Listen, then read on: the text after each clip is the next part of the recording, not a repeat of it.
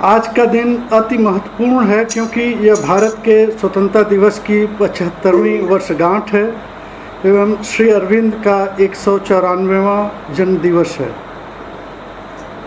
श्री अरविंद इसको एक संयोग नहीं मानते थे कि भारत का स्वतंत्रता दिवस 15 अगस्त को पड़ा। उनके अनुसार दिव्य चेतना ने यह भेंट उन्हें इसलिए की क्योंकि बचपन से ही मातृभूमि के लिए जो उन्होंने संघर्ष किया, कार्य किया एवं अंततः जय हासिल की, उसके फलस्वरूप भगवान ने यह उन्हें भेंट दी। जैसी हमारी परंपरा रही है कि कार्यक्रम का आरंभ हम लोग ध्यान से करेंगे, उसी परिपाटी को आगे बढ़ाते हुए आरंभ में हम लोग 2 मिनट का ध्यान रखेंगे, उसके फलस्वरूप कार्यक्रम आगे बढ़ेगा। तो 2 मिनट का इस संगीत के साथ श्री अरविंद श्री माँ का आह्वान करते हुए हम लोग ध्यान रखेंगे।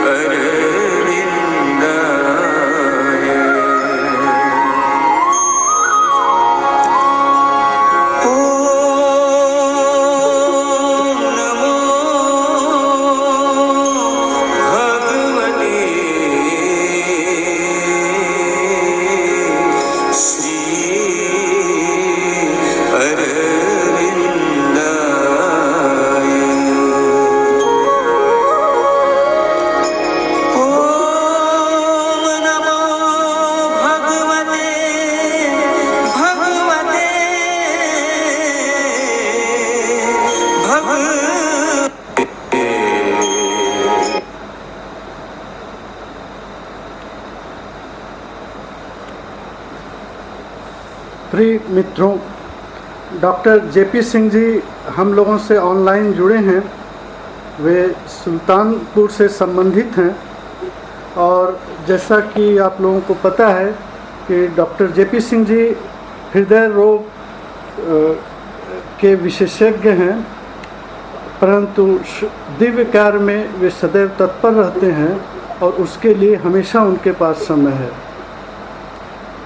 आपको यह भी बता दें कि वो श्री अरविंद सोसाइटी सुल्तानपुर शाखा के संस्थापक सदस्य भी हैं और उनका सावित्री पर गहन अध्ययन है। आप लोगों को पता होगा कि सावित्री श्री अरविंद का एक प्रमुख ग्रंथ है और श्री अरविंद नलिनीकांत गुप्त बताते हैं कि श्री अरविंद उसको बड़ौदा काल से ही लिखते रहे हैं। उसमें जोड़ना, काट छाट करना वो उनके जीवन पर्यंत उस काल के बाद हमेशा चलता रहा, महासमाधि के कुछ दिनों पूर्व तक। यह एक ऐसा ग्रंथ है कि जिससे आप इस पार्थिव जीवन से दिव्य जीवन की ओर प्रस्थान कर सकते हैं। मैं डॉक्टर जेपी सिंह जी को आमंत्रित करता हूं कि वो सावित्री एक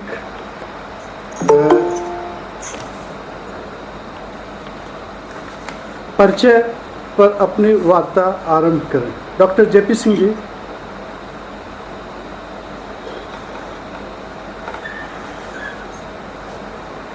पूज्य माँ भगवती, पूज्य श्री अरविंद। सुनाई पड़ रहा है डॉक्टर साहब? हाँ, बहुत अच्छी तरह आवाज सुनाई पड़ रही है। अच्छी तरह। हमारे वाराणसी केंद्र के सभी सदस्य एवं पदाधिकारी और इस कार्यक्रम के सूत्रधार डॉक्टर अखिलेश जी और डॉक्टर ब्रिजबाला जी और जितनी भी बहनें यहाँ हैं, शक्ल से मैं सबको पहचानता हूँ कि बनारस में कई बार आप लोगों के दर्शन हो चुके।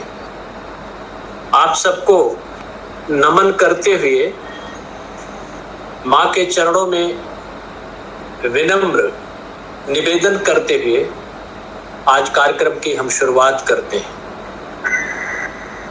वाराणसी के संदर्भ में हमेशा कुछ सुनना सुनाना सदैव ही हमारे लिए बहुत ही ग्रेटिफाइंग और सेटिस्फाइंग होता है। कारण यह है कि वहां के लोग इतने समर्पित हैं मां के प्रति कि अपने इंस्टीट्यूशंस में ही नहीं, जेल तक में वो श्री मां के और श्री अरविंद के ऑरा को फैलाते हैं। वाराणसी की मिट्टी में कुछ बात है जो अन्य जगहों से इसको अलग भी करती है और अन्य जगहों से लोगों को आकर्षित भी करती है। आज स्वतंत्रता दिवस है, 15 अगस्त, 75वीं वर्षगांठ है। श्री अरविंद के जन्मदिन का 150वां वर्ष शुरू हो चुका है। इनकी वार्ता के बाद इन दोनों महत्वपूर्ण दिवसों के हमें ख्याल अवसर पर आप सबको हार्दिक बधाई, आप सबका अभिनंदन और वंदन। आज के विषय के बारे में मैं थोड़ी चर्चा करूं क्योंकि विषय गंभीर है और मैं इसका कोई ऐसा विद्वान वक्ता नहीं हूं, लेकिन फिर भी पढ़ने में एक आनंद जरूर आता है और थोड़ा सा आप सबके सामने बड़े सरल शब्दों में और बहुत ही सतही तरीके से हम प्रस्तुत करने का प्रयास करेंगे। मेरा एक स्वार्थ है, वो स्वार्थ ये है कि आप सब लोग सावित्री को पढ़ने का अभ्यास करें। मैंने बहुत सारे लोगों को कहा और कुछ लोगों ने माना भी, उसको समझ में आए या ना समझ में आए, पढ़ने का अभ्यास करें। इसमें एक बड़ी मांत्रिक शक्ति है जिसके बारे में हम लोग थोड़ी देर में चर्चा करेंगे। लेकिन इसके पहले मैं कुछ कहूं, श्री अरविंद ने बनारस के बारे में क्या कहा था।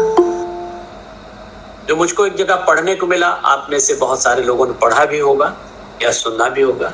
उन्होंने कहा कि ऐसे स्थान होते हैं जो गुह्य स्पंदनों के लिए अनुकूल होते हैं, और कहते हैं कि बनारस उनमें से एक है। वहां का वातावरण गुह्य शक्तियों के स्पंदनों से परिपूर्ण है, और किसी में यदि किंचित मात्र भी योग्यता हो तो स्वतः ही प्रबल रूप में सहज ही विकसित हो जाती है, जैसे ही व्यक्ति भारत में आता है। दूसरी चीज, श्री अरविंद ने भवानी भारती में 97 जो पद है उसमें लिखा है, क्योंकि श्री अरविंद का दृष्टिकोण बहुत ही व्यापक होता है। वो कभी भी एक संकीर्ण दायरे में नहीं सोचते, न केवल भारत को सोचते हैं, बल्कि भारत के माध्यम से पूरे विश्व के कल्याण की बात सोचते हैं, करते हैं और उसको देखते हैं। तो 97वें श्लोक में, जो मूलतः इंग्लिश में है, उसका संस्कृत में भी अनुवाद हुआ, हिंदी में भी अनुवाद हुआ है, जिसमें वो कहते हैं कि भारत के लिए काशी एक अनूठी है, मोक्ष का स्थल है, बाबा विश्वनाथ की नगरी है, और बता ही दिया कि वहां कोई स्पंदन होते हैं। लेकिन भारत के बारे में उन्होंने कहा है, उनकी एक अभिप्सा है, उनकी एक तपस्या है, पूरे जगती का यानी पूरे जगत का के लिए भारत यानी कि आर्यभूमि बन जाए काशी। जो हमारे सबके लिए काशी है, वो पूरे जगती के लिए, पूरे संसार के लिए ये हमारी आर्यभूमि बन जाए, ये उनकी अभिप्सा है, उनकी तपस्या है। बाय द वे, ये दो चीजें बनारस के बारे में कहने में मुझे बड़ा सुख अनुभव हुआ, और मुझे लगा कि मुख्य रूप से आज श्रोता आप सब लोग हैं, तो आपके सामने मैं इसको अभिव्यक्त करूं। आज का विषय है सावित्री एक परिचय।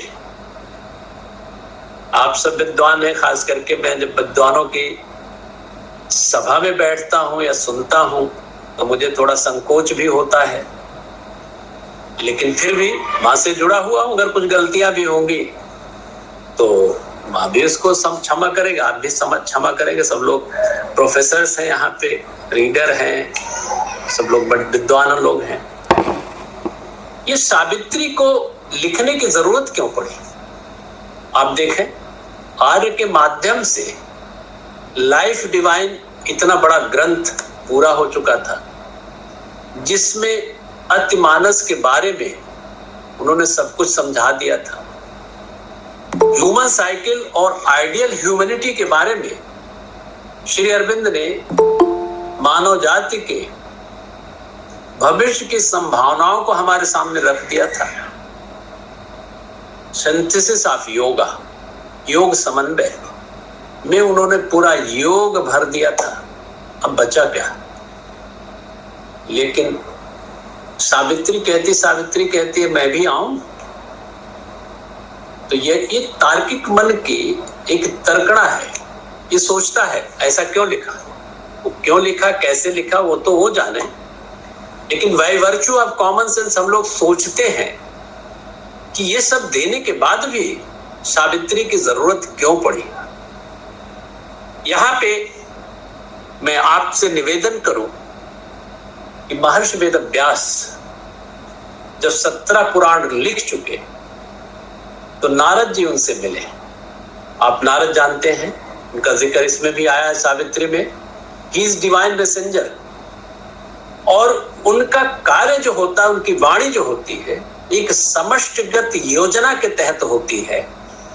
कभी कभी वो बड़ी व्यंग्यात्मक लगती है, कभी कभी कठोर लगती है, लेकिन उसका दूरगामी परिणाम समस्त मानवता के लिए हितकर होता है। इस नारद जी की विशिष्टता है।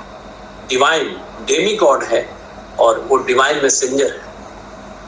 तो उन्होंने महर्षि वेदव्यास के चेहरे पे देखा, इतना विद्वान आदमी, इतना पढ़ा लिखा, इतनी तपस्या वाला आदमी, लेकिन चेहरे पे कृतज्ञता या फुलफिलमेंट का भाव नहीं था।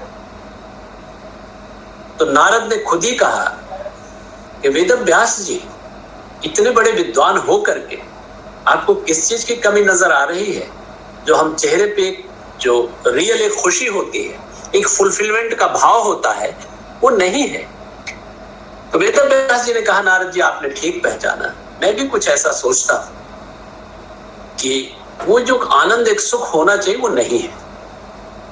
तो उन्होंने सुझाया कि आप महाभागवत पुराण लिखें, जो एक जन सामान्य के लिए उपलब्ध हो। और उन्होंने भागवत महापुराण लिखा, जो और कुछ नहीं भगवान कृष्ण की शब्दमय मूर्ति है। और आप जानते ही हैं कि श्री अरविंद और कोई नहीं, एक विशेष कार्य के लिए वो कृष्ण ही है जो इस धरती पर अवतरित हुए। उन्होंने भी सोचा सावित्री लिखी जाए। मदर से कहा उन्होंने कि मैंने एक बड़ा साहसिक कार्य, बड़ा कठिन कार्य सोच लिया है, और उसको इस तरह से व्याख्यायित किया कि असीम समुद्र में एक ऐसे नाव में बिना पतवार के मैं अपने को छोड़ दिया, जो लगता है बड़ा कठिन है। लेकिन मां तो श्री अरविंद को समझती ही थी। मां ने कहा कि श्री अरविंद विनम्रता की पराकाष्ठा थे। आप देखें, एक योगी के रूप में, एक दार्शनिक के रूप में, एक लेखक के रूप में, एक कवि के रूप में, एक राजनीतिवेत्ता के रूप में, एक समालोचक के रूप में, कोई भी मेधा उनकी अप्रतिम थी। उधर लगभग 200 वर्षों में उन जैसी इन विशेषताओं वाला शायद ही कोई व्यक्ति हुआ हो जान में। उनका कि विनम्रता की भी प्रतिमूर्त थे। कि मां कहती सावित्री, जैसे डॉक्टर अखिलेश जी ने कहा कि संभवतः वो बड़ौदा में ही शुरू कर दिए थे। और सावित्री ऐसा ग्रंथ है जो कुछ लोग कहते 50 वर्षों में कंप्लीट हुआ, कुछ लोग कहते 40 वर्षों में, कुछ लोग कहते 30-35 वर्षों में। ये 30, 40, 50 जो भी हो, लेकिन इतना निश्चित है कि वो दशकों में पूरा हुआ। सावित्री के बारे में उन्होंने लिखा, थोड़ा सा कहते हैं कि दिव्य जीवन साध्य है और साधन है पूर्ण योग। और कहते हैं कि यह भी समझना अनिवार्य है कि दार्शनिक सत्य तर्कणा के विषय होते हैं और काव्य सत्य अनुभूति के। यहाँ एक चीज निकल के आती है, आप में बहुत सारे लोग सब साहित्य वाले हैं, मैंने आप ही लोगों से सुना है कि जितनी कृतियां, जितने ग्रंथ ऋषियों मुनियों द्वारा या बहुत ऊंचाई पे चेतना के पहुंचने वाले लोगों के द्वारा लिखी, वो सारी की सारी कविता फॉर्म है। इसीलिए कवि को वास्तव में ऋषि कहते हैं, कवि एक योगी होता है। तो सावित्री के पहले जो इन्होंने जिन ग्रंथों को हमने गिनाया वो सब गद्य फॉर्म में थे, सावित्री पद्य फॉर्म में थी। और सावित्री अपने में चाहे समझ में आए ना समझ में आए, भाव समझ में न आए, लेकिन इंग्लिश का जानकार आदमी उसको पढ़ता है, उसके लालित्य में आनंद पाता है। जो शब्दावली, जो सेंटेंस कुछ ऐसे मिलते हैं, उसको कहीं भी आप कोट कर सकते हैं, आनंददायक होते हैं। और उसका भाव तो सभी तभी समझ में आता है जब सावित्री आपके अंदर उतरती है। It reveals itself. मदर खुद ही कहती है कि सावित्री को पढ़िए, नहीं समझ में आए परेशान होने की जरूरत नहीं है, आगे आप पढ़ते रहिए। फिर देखते हैं कि सावित्री का महात्म्य क्या है। आपने बहुत सारे लोगों ने महाभागवत पुराण, भागवत कथा सुनी होगी। उसके पहले जो ज्ञानी पंडित होते हैं उसके महात्म्य के बारे में बताते हैं। सावित्री के महात्म्य के बारे में जितना ही कहा जाए उतना ही कम है। ये आप जानते हैं लगभग 24,000 पंक्तियों का एक महाकाव्य है। जो 7 से 24 पृष्ठों में लिखा गया है। और ये सावित्री ऐसा ग्रंथ है जो डॉन से शुरू होकर, सिंबल डॉन से शुरू होकर के एक ग्रेटर डॉन तक जाता है। इसके बारे में आखिर में थोड़ी भी चर्चा हम करेंगे। और ये सावित्री के बारे में एडी सेठना ने कहा है कि आप इसको केवल मन से मत पढ़िए, बल्कि इसका अध्ययन कर्ण गोचर होना चाहिए। आंख से देखते ही हैं, वाणी से पढ़ते भी हैं, इस तरह से पढ़ें कि आपके कर्णों को सुनाई पड़े।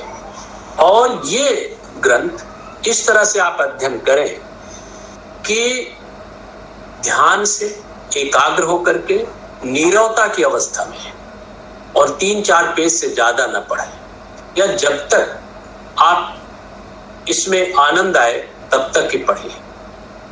और जब आप पढ़ते हैं तो आपको एक विशेष आनंद की अनुभूति तो होती ही है, लेकिन कभी कभी हमारे जीवन में अवसाद भी आते हैं, कभी कभी हम दुखद स्थिति में आते हैं, कभी कभी ऐसा होता है कि जो भी हम काम करते हैं उसमें असफलता ही असफलता मिलती है। ऐसी सारी परिस्थितियों के बारे में मां ने कहा है, आप थोड़ी देर ध्यान करके सावित्री को खोलो और जो भी लाइन दिखाई पड़े उससे आगे पढ़ना शुरू कर दो। और उन्होंने यहां तक कहा है कि ध्यान से पढ़ोगे तो आपके जो भी समस्या है, जो भी अवसाद है, जो भी दुख है, वो धुएं की तरह उड़ जाएंगे। सावित्री का ये महात्म्य है, सावित्री का ये अद्भुत चमत्कार है। सावित्री के बारे में कहा गया है ये मॉडर्न युग का वेद है। यद्यपि कुछ लोगों ने कहा है इसको 5वां वेद कहा है।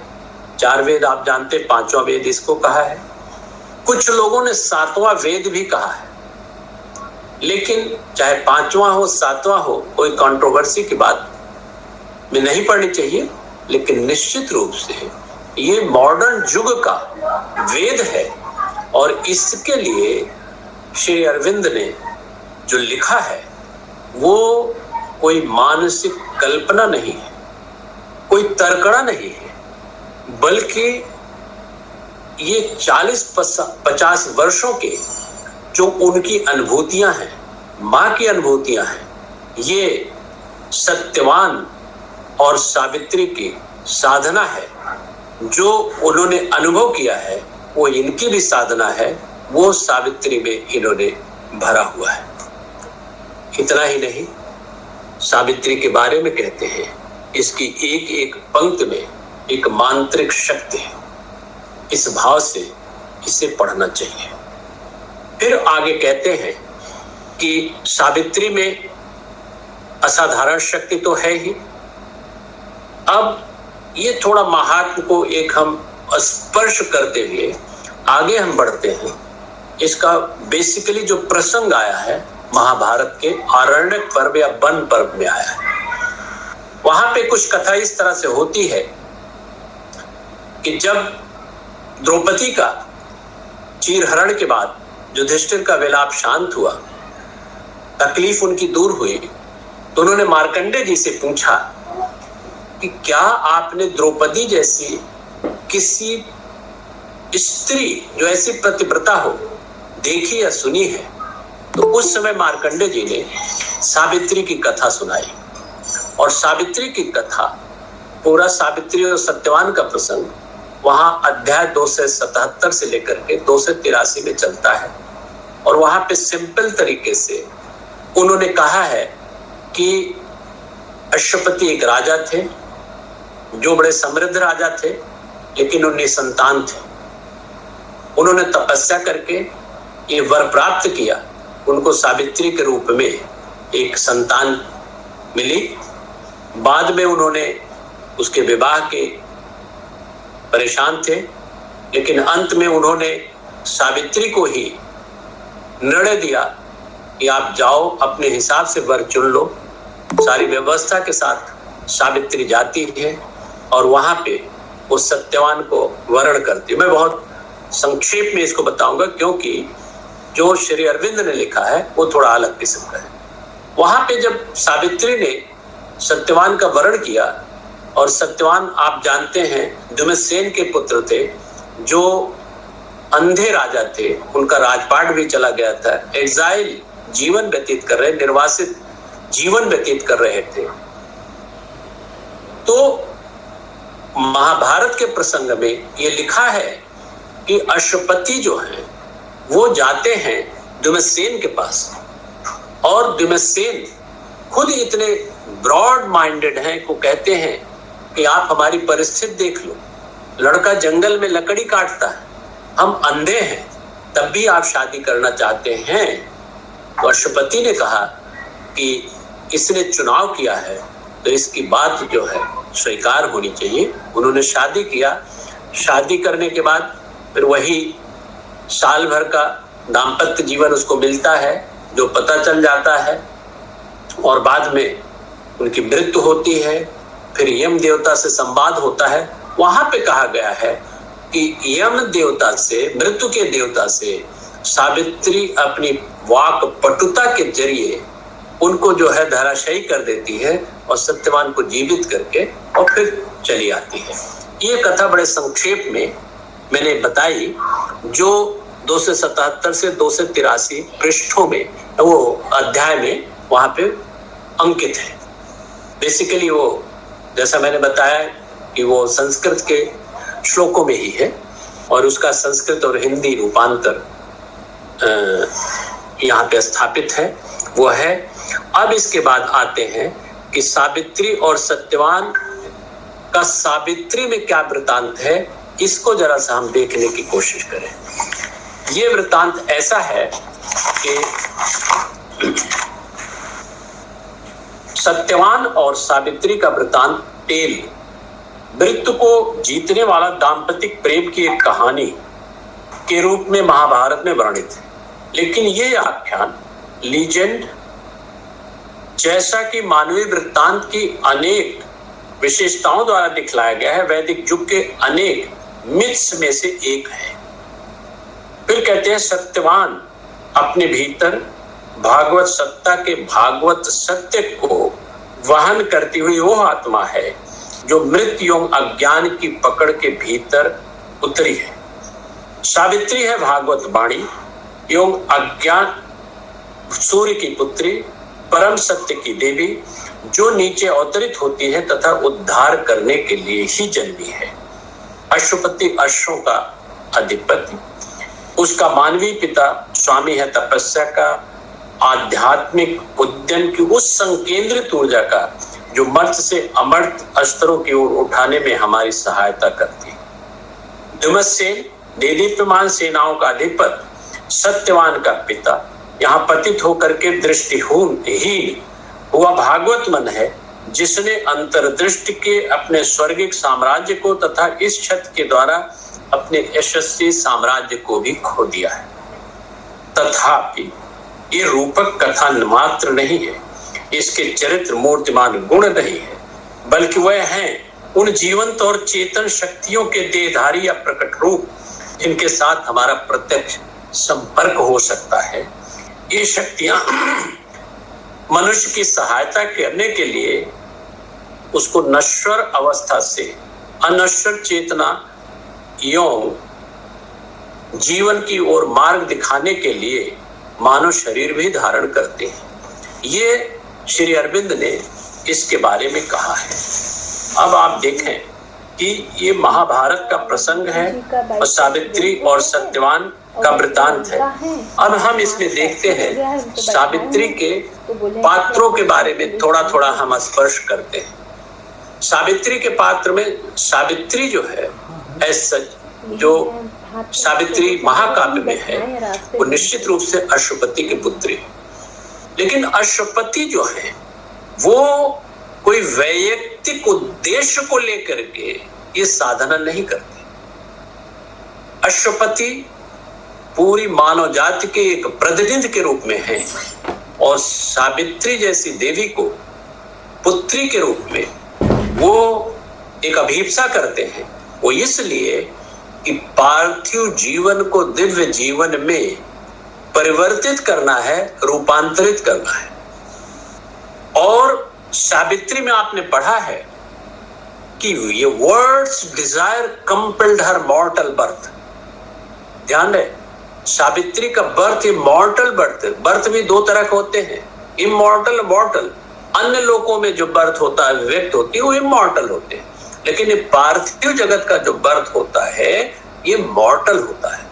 तो सावित्री ये अश्वपति की साधना के परिणाम स्वरूप वो कई सर्गों में चलता है और वो धीरे धीरे करके डिवाइन मदर पे पूरी तरह से समर्पण करता है और कहते हैं कि vast surrender was his only strength. और ये जब चलती है तो ये वास्तव में ये साधना जो है, तपस्या जो है, योग है, ये श्री अरविंद का योग है, जिसमें ध्यान होगा कि उनके पूर्ण योग का एक नाम समर्पण योग भी है, अध्यात्म योग भी है, ये आप जानते हैं। तो जब अश्वपति किसी एक स्तर पे पहुंचता है, जो ट्रैवलर्स ऑफ द वर्ल्ड में आपने पढ़ा है, तो वहां जाकर के ऐसा लगता है कि ये काफी ऊंचे हम पहुंच गए, लेकिन फिर उनको चूंकि सरेंडर है, समर्पण है, फिर वहां से आदेश आता है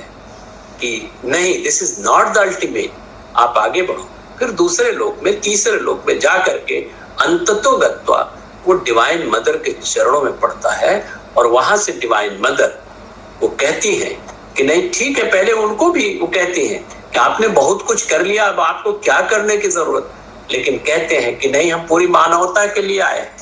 ध्यान रहे, श्री अरविंद ने वैयक्तिक स्वार्थ के लिए कोई काम नहीं किया था, वो भारत के माध्यम से पूरी धरती के लिए तपस्या किया था। अतिमानस उनके लिए आवश्यक नहीं था, पूरी धरती के लिए उन्होंने अतिमानसिक योग किया। और सावित्री भी अगर हम पढ़ते हैं, ध्यान से पढ़ते हैं, तो अतिमानसिक योग की तरफ पहुंचा देती है, वो भी बिना किसी गुरु के। ये लिखा है, माँ ने लिखा है, आप जानते हैं इसको। तो सावित्री अश्वपति की पुत्री के रूप में उनके घर आती है और देखें, जब सावित्री का जन्म का समय होता है तो जितने अवतारी सत्ता होती है, चाहे राम का हो, चाहे कृष्ण का हो, चाहे और किसी को, वो प्रकृति भी उनका स्वागत करती है। आप पढ़िए सावित्री में तो कैसे कैसे ऋतुएं, मौसम बदलते हैं और किस तरह से सावित्री का स्वागत होता है इस पार्थिव जगत में। अश्वपति के यहाँ प्रकृति भी उनका स्वागत करती है। वो सावित्री भौतिक रूप से अश्वपति की पुत्री है, लेकिन सूर्य पुत्री है, डिवाइन मदर का इनकारनेशन है और एक विशेष उद्देश्य को लेकर के वो जन्मी है। क्योंकि वैसी अभिप्सा अश्वपति की थी। अश्वपति केवल निसंतान होने के नाते नहीं, बल्कि ये वर्ड्स डिजायर कंपेल्ड हर मॉर्टल बर्थ के लिए सावित्री जो है आई है उनके यहाँ। अब इसके बाद अश्वपति आपने देख लिया।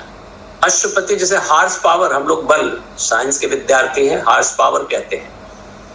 अश्वपति की कुछ संस्करणों में सावित्री में PATHY लिखा है, लेकिन वर्तमान संस्करण में PATI लिखा है।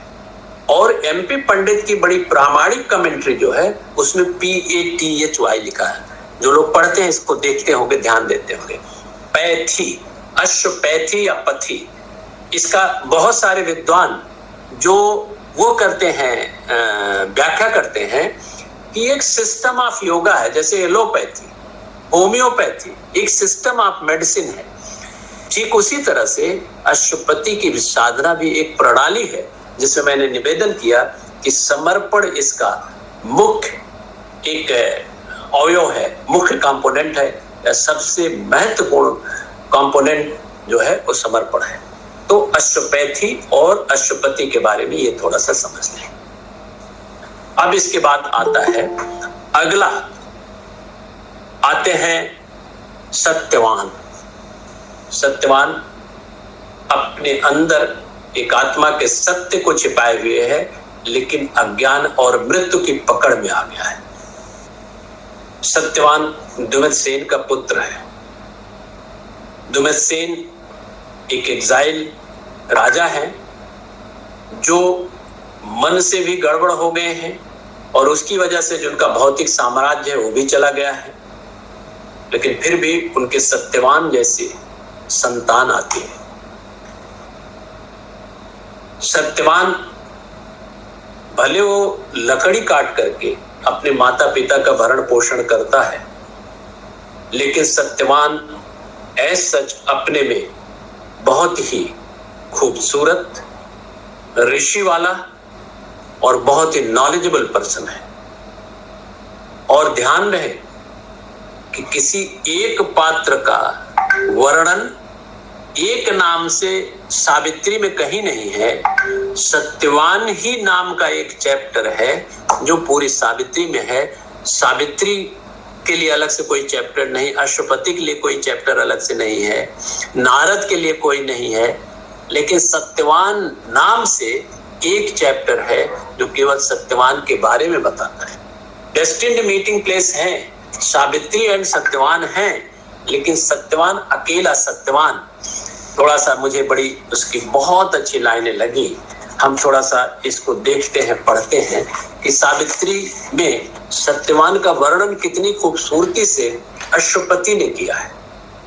उनके वाह लुक को और उनके अंदर के ज्ञान को कैसे किया है, ये जरा देखने की बात है। The joy of life was on his face.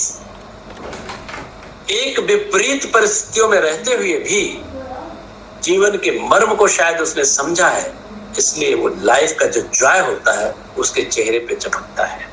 फिर कहते हैं his look was a wide daybreak of the gods.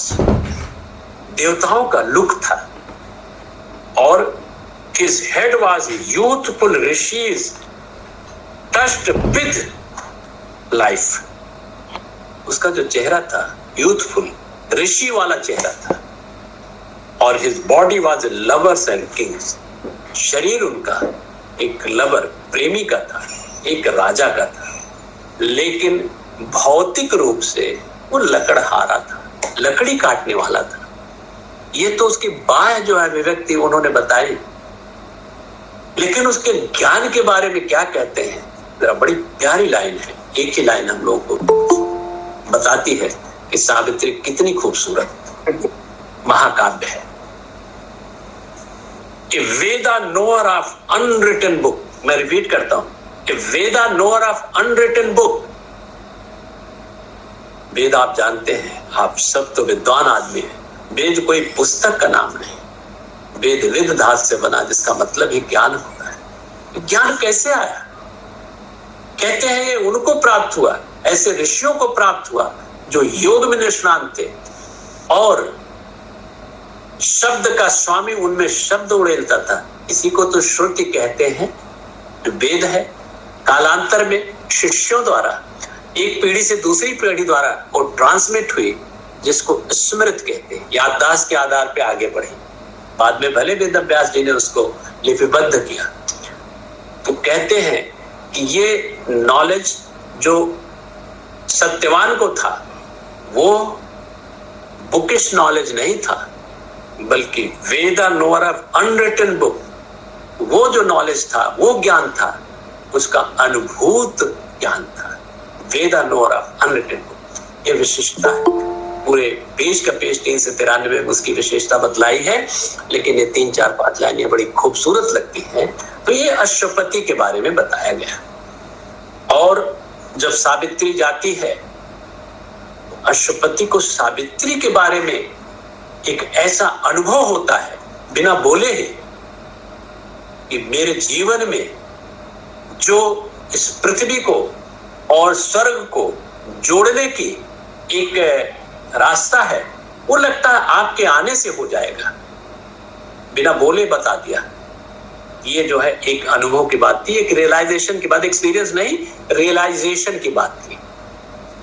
Satyavan और सावित्री का विवाह होता है, गंधर्व विवाह। यहाँ पे ध्यान रहे, अश्वपति नहीं आए थे, उसकी मां नहीं आई थी, लेकिन ये दोनों ने वहां पे जंगल में विवाह किया। और वो भी खूबसूरती से उसने जो भी वहां पुष्प थे उससे माला बना करके और सत्यवान के गले में सावित्री डालती है। तो ये तो हो गया थोड़ा सा सत्यवान के बारे में। अब थोड़ा हमारे 4 पात्र हो गए, सावित्री, अश्वपति, सत्यवान, दुमस्य। ये 4 महत्वपूर्ण पात्र हैं। चारों में सबसे महत्वपूर्ण जो है सावित्री और अश्वपति है, तीसरे नंबर पे सत्यवान है, चौथे नंबर पे दुमस्य। और इसके बाद 2 पात्र और हैं जिनका जिक्र आता है। एक तो सावित्री की मां, सावित्री की मां एक विदुषी, लेकिन उनके बारे में कहा जाता है ये सात्विक इग्नोरेंस की प्रतीक है। क्योंकि जब कभी इस पे चर्चा होगी, आप लोग पढ़े भी होंगे, जब सावित्री की मां को पता चल जाता है this is the word when Satyavan must die, 12 महीने उनको दिए हैं, तो सावित्री की मां बड़ी व्यथित होती है, क्रोधित होती है, भगवान को मौकरी कहती है कि क्या बनाया है, सब कुछ देते हुए तुरंत साल भर में उसका वैधव्य आ जाएगा, ये कौन सा तरीका है। लेकिन फिर भी वो सात्विक इग्नोरेंस, अभी नहीं ले जाओ दूसरे तरफ, सात्विक इग्नोरेंस की वो देवी हैं। लेकिन फिर भी जब उनको नारद समझाते हैं तो धीरे धीरे समझ में आता है। और सावित्री और सत्यवान की जो जिस उद्देश्य के लिए आए हैं, जिन विशिष्टता को लिए हुए हैं, उनको जब समझाते हैं तो सावित्री की मां का दुख दर्द जो दूर होता है। तो अब थोड़ा सा नारद के बारे में। नारद के बारे में आप जानते हैं ही इज डिवाइन मैसेंजर। और कभी कभी हम लोग व्यंग में किसी कहते हैं कि ये कुटना है, ये नारद है, ऐसे कहते हैं बोलचाल की भाषा में। पूर्वी उत्तर प्रदेश में कहते हैं, हम लोग उसी क्षेत्र के रहने वाले हैं। लेकिन नारद का जैसे मैंने बताया कि जो भी बातें होती हैं वो हमेशा समष्टिगत योजना की होती हैं, चाहे वो सावित्री के संदर्भ में हो, चाहे वेद व्यास के संदर्भ में हो, चाहे ध्रुव की कथा आपने पढ़ी हो। ध्रुव जो एक क्षत्रिय अंतःकरण का व्यक्ति था, वो सोचा था कि हम जा करके तपस्या करेंगे। नारद ने बहुत समझाया था, लेकिन फिर नारद ने उनको बताया भी कि तपस्या और साधना कैसे की जाती है। वो भी एक समष्टिगत योजना के तहत नारद वहां पे अपीयर हुए थे। इस तरह से बहुत जगह भागवत में नारद जी का बहुत ज्यादा वर्णन है, तो तमाम चीजें बताते हैं। तो नारद एक डिवाइन मैसेंजर के रूप में उस समय आते हैं जब सावित्री अपना वर्ण करके अश्वपति के यहाँ पहुंचती। यहाँ पे नारद उसको देखते तो हैं और देखा बड़ी खूबसूरत और जैसे लगता है न्यूली मैरिड। लेकिन नारद के मुंह से ये निकलते निकलते रह गया कि ये जो जगत है, यहाँ पे ऐसे लोग रह पाएंगे कि नहीं। और आगे कुछ कहते जो बाद में उन्होंने कहा, एक बड़ी प्यारी एनालॉजी दी गई है कि जैसे बारिश के सीजन में जब बिजली चमकती है तो चमकने के बाद क्या होता है, बहुत तेज गरज होती है। तो यहां कहा गया है कि नारद ने इतना कह तो दिया, लेकिन आगे आने वाला जो अपशकुन वाले शब्द हैं उसको कहने के पहले ही नारद रुक गए। वो उस बिजली से एनालॉजी उन्होंने दी है। बाद में जब अश्वपति ने देखा, इस सत्यवान का नाम सुना, तो उन्होंने देखा इस सत्यवान के ऊपर एक काली छाया उन्होंने देखी। अश्वपति एक आध्यात्मिक ऊर्जा से संपन्न व्यक्तित्व के धनी थे, लेकिन देखा कि उस काली छाया के पीछे एक चमकीला प्रकाश चेज कर रहा, उसका पीछा कर रहा है। तभी नारद ने कहा, वो अश्वपति ने कहा कि जो तुमने चुनाव किया है अगर वही है तो ठीक है, और इससे आगे भी कुछ होता है तो और ठीक है।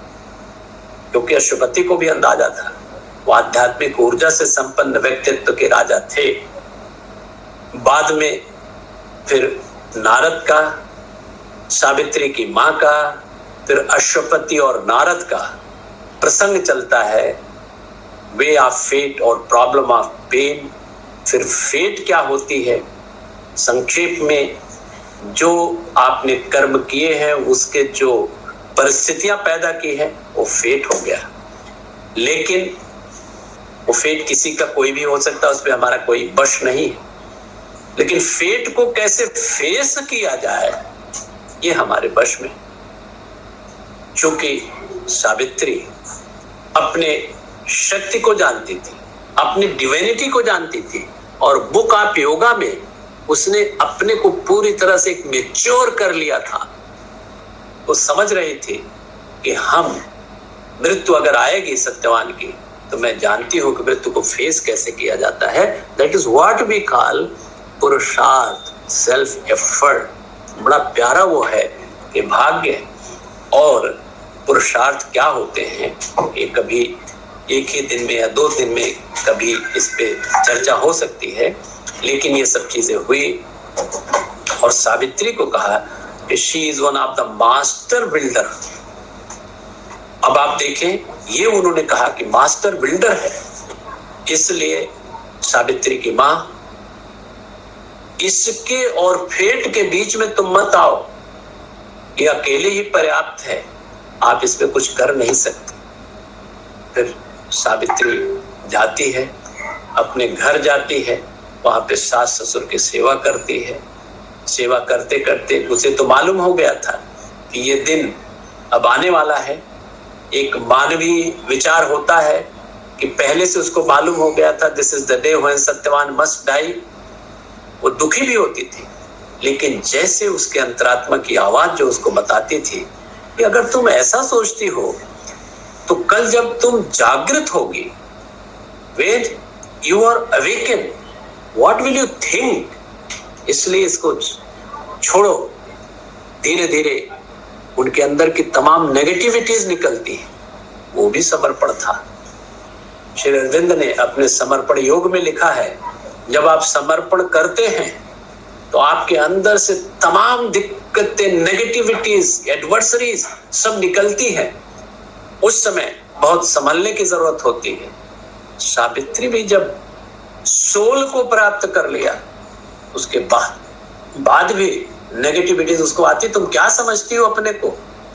लेकिन फिर डिवाइन पावर उनको दिलासा देती है, अरे इन सब चीजों में कोई विश्वास न करो, केवल उसी पे विश्वास करो, वो डिवाइन पावर पे, डिवाइन मदर पे विश्वास करो। तो सावित्री संतुष्ट होती है, आगे जा करके अपने को तैयार कर लेती है कि कैसे हम मृत्यु देवता को फेस करेंगे।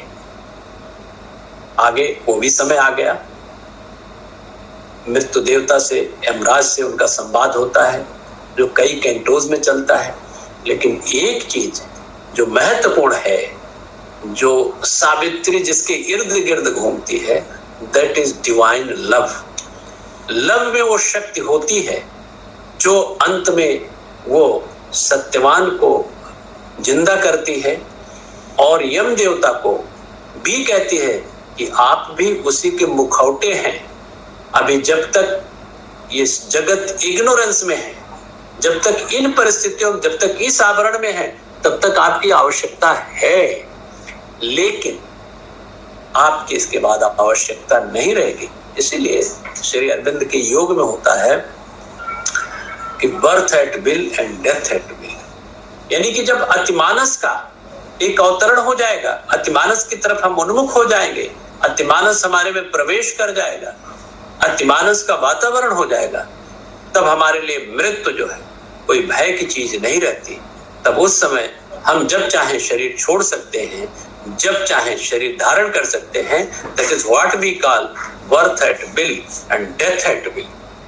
सावित्री ने सत्यवान को प्राप्त किया और मृत्यु देवता से कहता है कि तुम्हारा जो लव है वो ऐसा लव नहीं है, मेरा लव जो है दैट सेव्स, और वो लव नहीं है। तुम्हारी बाणी जो है वो स्लेन करती है, मारती है। इसलिए एक तरह से इसमें श्री अरविंद ने दिखाया है कि कॉन्जुगल लव की कहानी तो है, but that conjugal love has been transformed to divine love। और जब डिवाइन लव होता है तो divine love always saves. Divine love के उसमें लव एंड डेथ जैसा चैप्टर भी है, वहां पे खूब अच्छी तरह से लव के बारे में सावित्री बताती है कि लव कभी जानवरों का आकर्षण था, लेकिन अंततोगत्वा लव जो है डिवाइन लव में बदल गया जैसे जैसे इवोल्यूशन हुआ। सत्यवान और सावित्री यम के चंगुल से छूटते हैं। बाद में धुम्रसेन और उनकी सेना आती है, पूरी फौज आती है जो उनको डांटते भी है कि भगवान ने जब हमको सब कुछ दे दिया, आंखें दे दी, राजपाट दे दिया, तो ये किसके लिए तुम इतनी देर तक नहीं आए? तो बड़े दुख की बात थी। तो वो कहते हैं, सत्यवान कहते हैं, प्लीज ले ऑन हर, सावित्री के ऊपर सब कुछ है, इसने सब कुछ किया। यानी कि वो डिवाइन मदर का जो इनकारनेशन है उसके ऊपर समर्पित हुआ है। और सावित्री ने भी कहा कि सब कुछ चेंज हुआ लेकिन फिर भी कोई चेंज नहीं हुआ। और उनके साथ कुछ पुरोहित वगैरह भी आए थे कि इस महिला में, मीन्स सावित्री में, बड़ा मिरेकुलस चेंज आया है। ये सब चीजें हुई, अंत में वो लोग अपने घर जाते हैं। और लास्ट लाइन जो है, she nursed in her bosom a greater dawn. देखें, ये पहला चैप्टर क्या था? Symbol dawn. सिंबल डॉन इस सावित्री का प्रतीक था। It was the hour before gods awake cross the path of divine event. ये दो लाइनें हैं, बड़ी क्लिष्ट हैं, लेकिन मुझे लगता है कि 2-4 मिनट समय अगर आप अलाउ करें तो मैं इसके बारे में थोड़ा सा चर्चा करके फिर समाप्त करूंगा। ये डॉन टू ग्रेटर डॉन की यात्रा है। अगर हम भगवत गीता देखें तो भगवत गीता में अर्जुन विषाद योग शुरू होता है कहां से? ये विषाद से ही शुरू होती है गीता। धर्म क्षेत्र कुरुक्षेत्र से शुरू होता है और आखिर लाइन जो है, यत्र योगेश्वरा कृष्णा यत्र पार्थ धनुर्धरा तत्र शरीर विजय और भूतिर ध्रुव नीतिर मतिर मम पे खत्म करते हैं। तो बहुत सारे व्याख्याकार विद्वान कहते हैं सारी गीता क्या है? मम धर्म, यानी कि हमारे कर्तव्य क्या है जीवन में।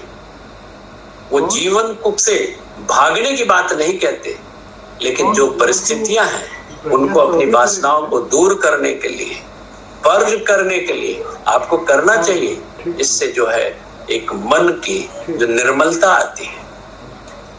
इसी तरह से Savitri from dawn to greater dawn, ये डॉन से शुरू होकर के अब वहां से देखिए, it was the hour before gods awake across the path of divine event. Mother ने इसकी व्याख्या की है कि सुप्रीम मदर, परम माता के 4 इमेनेशन थे, 4 निर्गम थे। एक कॉन्शियसनेस, एक ब्लिस और एक ट्रुथ, और चौथा है ये,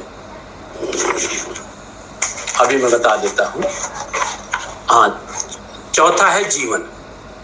जब ये 4 के चारों निर्गम अपने सुप्रीम मदर से कट गए, ओरिजिन से कट गए, कि प्राणिक स्तर पे आ गए, तो जो कॉन्शियसनेस थी, जो प्रकाशमय चेतना थी, वो अंधकार में बदल गई, इग्नोरेंस में बदल गई। ब्लिस जो था वो दुख में बदल गया, और ट्रुथ जो है फॉल्सहुड में बदल गया, और चौथा जो जीवन था वो मृत्यु में बदल गया। क्यों बदल गए?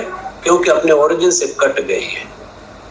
और माँ कहती है कि फिर इन इमिनेशंस को दुरुस्त करने के लिए दूसरे निर्गमों की आवश्यकता हुई, और वो निर्गम थे देवताओं के निर्गम। और यहाँ लिखा है, it was the hour before gods awake across the path of divine event.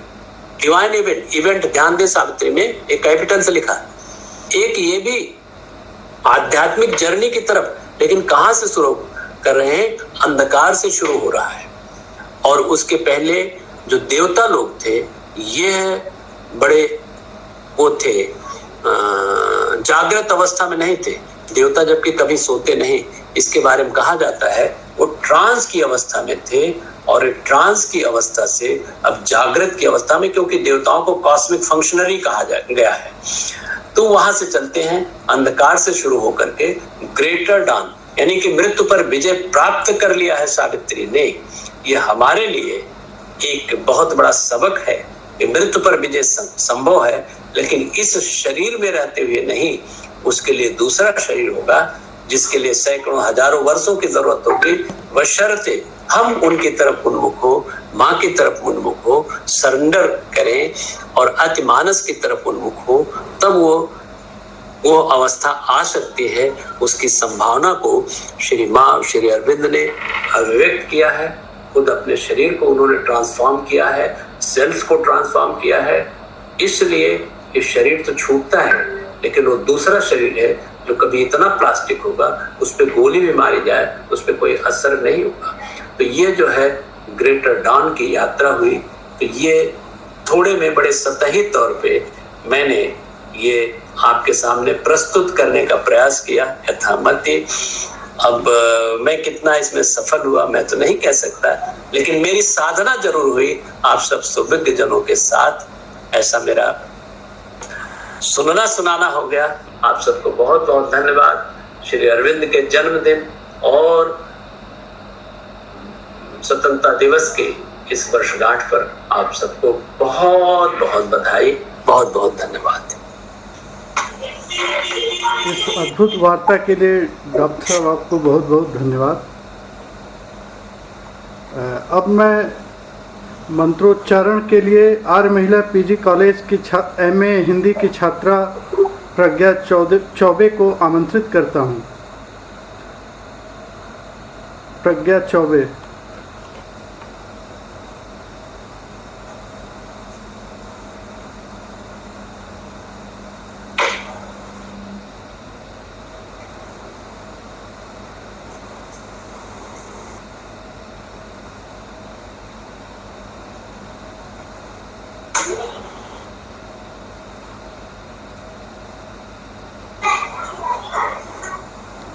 प्रज्ञा चौबे,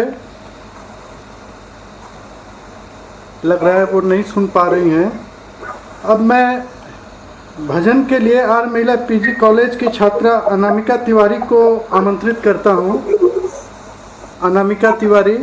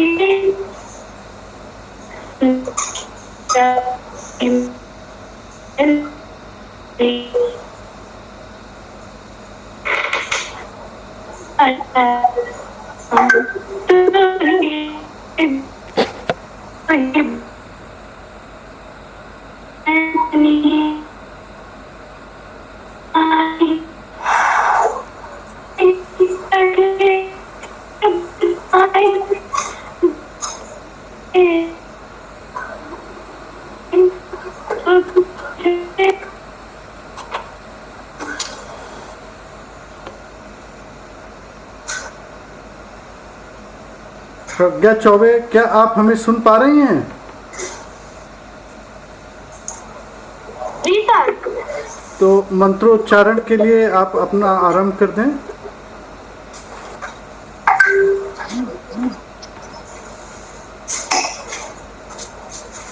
और पानी चाहिए?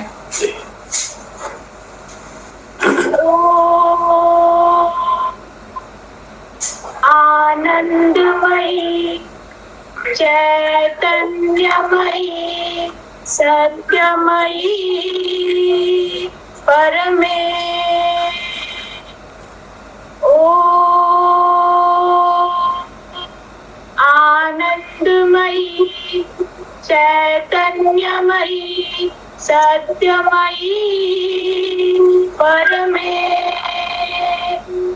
ओम आनंदमयी चैतन्यमयी सत्यमयी परमे।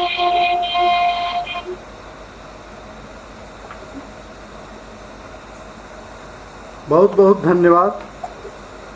अब मैं धन्यवाद ज्ञापन के लिए कल्पना सिंह MA हिंदी को आमंत्रित करता हूं। ये आर महिला की छात्रा हैं। कल्पना सिंह। हाँ सर, आप सभी को मेरा प्रणाम। श्री अरविंद के 149वें जन्म दिवस के अवसर पर आयोजित संगोष्ठी में मुझे धन्यवाद ज्ञापन का अवसर प्राप्त हुआ। हमारे मुख्य वक्ता डॉक्टर जयप्रकाश सिंह सर के शब्दों से हमें बहुत प्रेरणा मिली। सर ने जो सावित्री के विषय में हमें जानकारी दी वो हम सभी के लिए अद्भुत है। मैं सर का आभार व्यक्त करती हूँ। ऐसे प्रतिभा संपन्न अतिथि को यहाँ आमंत्रित करके जिन्होंने हमें अवसर प्रदान किया, हमारे संयोजक डॉक्टर अखिलेश सर का भी मैं आभार व्यक्त करती हूँ। Doctor Uma Pant ma'am, doctor Vandana ma'am, doctor Jyotsna ma'am, doctor Bindu Leri ma'am, doctor Saroj Rai ma'am, doctor Geeta Singh ma'am, doctor Sapna ma'am, doctor Shraddha ma'am को भी धन्यवाद मैम देती हूँ। और MA की हिंदी की छात्रा प्रज्ञा चौबे और अनामिका तिवारी को भी मैं धन्यवाद देती हूँ। और अंत में इस कार्यक्रम में मुझे धन्यवाद ज्ञापन का अवसर देने के लिए मैं डॉक्टर ब्रजबाला सिंह मैम का भी बहुत बहुत धन्यवाद देती हूँ। और अंत में आज श्री माँ के चंद शब्द विचारों से इस कार्यक्रम का समापन करना चाहूंगी। श्री माँ ने जीवन का पाठ वो बताया, जीवन में जब तुम्हें कोई आघात मिले तब तक तुम तुरंत अपने आप से कहो मुझे प्रगति करनी है, तब आघात आशीर्वाद बन जाएगा। तुम अपने शरीर को कंधों के बीच झुकाने के बदले हर्ष के साथ उसे ऊपर उठा लो और कहो वह कौन सी चीज है जिसे मुझे अभी सीखना है। मैं यह जानना चाहती हूँ कौन सी चीज है जिसे मुझे अभी परिवर्तित करना है।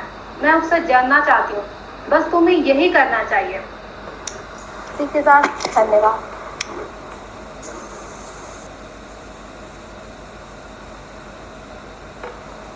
प्रिय मित्रों, इस तरह से हम लोग आज श्री अरविंद के 150वें जन्म दिवस के वर्ष में प्रवेश कर चुके हैं। और जैसा कि दिखाई दे रहा है, जैसा कि चर्चाएं हैं कि पूरे विश्व में, लेकिन मुख्यतः भारत में इस 150वें जन्म दिवस के लिए अति उत्साह दिखता है। सभी लोग वेबिनार, सेमिनार ऑर्गेनाइज कर रहे हैं, आयोजित करने में लगे हैं। कुछ लोग श्री अरविंद के ऊपर निबंध लिख रहे हैं, पुस्तकें निकालने की कोशिश कर रहे हैं। तो बहुत से कार्यक्रमों में लगे हैं। और श्री अरविंद सोसाइटी वाराणसी केंद्र भी श्री अरविंद के 150वें जन्म दिवस के लिए संकल्पबद्ध है। और हम लोग भी ऐसे ही कार्यक्रम आगे आयोजित करते रहेंगे। इस महायज्ञ में हम लोगों के लिए एक मौका है कि हम लोग अपनी चेतना को श्री अरविंद के प्रति खोलें, क्योंकि इस 150वें वर्ष में ये सचमुच ही ऐसा है जैसा कि उनके 100वें वर्ष में था कि उनकी चेतना, उनका प्रकाश और तेज़ी से काम करेगा। As it is the hour of God, ये दिव्य मुहूर्त है। इसलिए थोड़ा भी प्रयास it will bring immense results. तो ऐसे मौके को जाने नहीं देना है। क्योंकि श्री अरविंद का 150वां जन्म दिवस है, मैं समझता हूँ कि सभी श्री अरविंद सोसाइटी वाराणसी केंद्र के सभी सदस्य इस यज्ञ में अपना सहयोग देंगे और आने वाले कार्यक्रमों में हम लोग मिलते रहेंगे। इसी के साथ मैं आपको नमन करता हूँ।